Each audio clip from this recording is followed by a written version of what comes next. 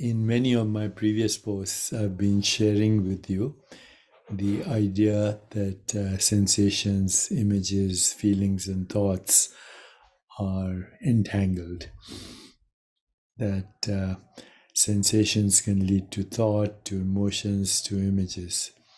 Like when I think of my mother, I can see her face, I can see myself on her lap at 4 years of age, I can smell her skin, I hear her voice singing verses from ancient scripts, and then I'm overwhelmed by emotions.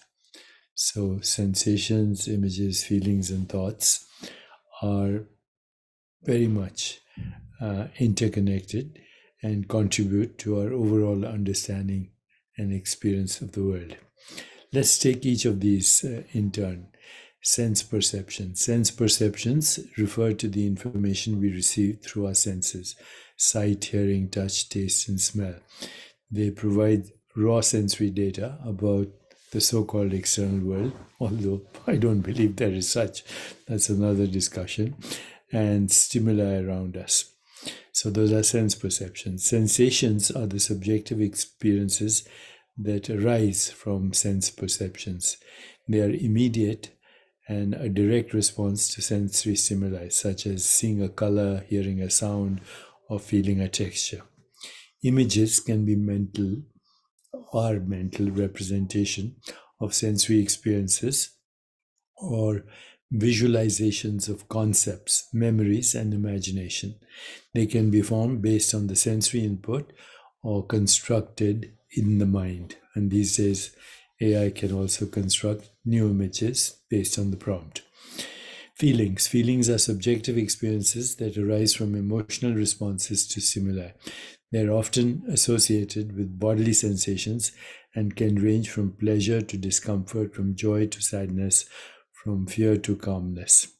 And finally, thoughts. Thoughts are mental processes that involve reasoning, problem solving, memory, and imagination. They're influenced by sense perceptions, sensations, emotions, and previous experiences or memories. Thoughts can be verbal or non-verbal and can involve language or mental imagery. The connection between these elements is, of course, complex and intertwined. Sense perceptions provide the raw data that sensations and feelings are built on. Sensations and feelings in turn shape our thoughts, influence our interpretation and understanding of the world. And so language then, as a tool, allows us to express and communicate these thoughts, feelings, and perceptions to others. So why this discussion? Well, because sensations, images, feelings, and thoughts are in superposition before we experience one of them. And they exist in awareness. They are fluctuations of consciousness. We don't, as such, experience a physical body.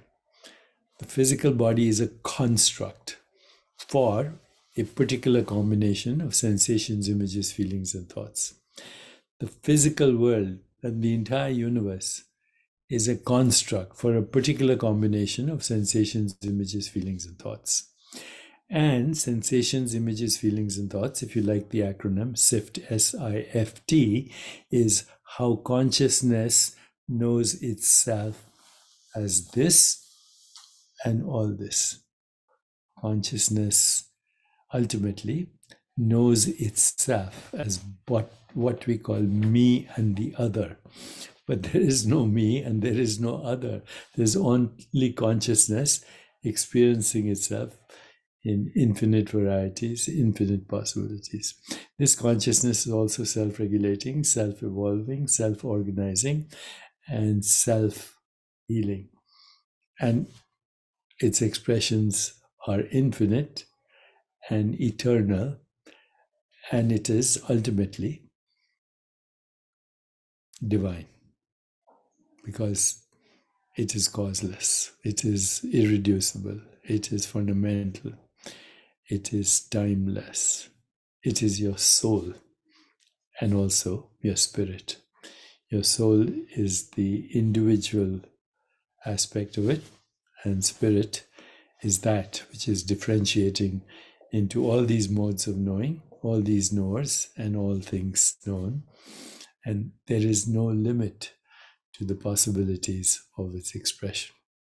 I hope this resonates for you, because ultimately that's our identity: pure consciousness, infinite possibilities, infinite correlation, unpredictable, creative, and not subject to either birth or death. I hope this is useful.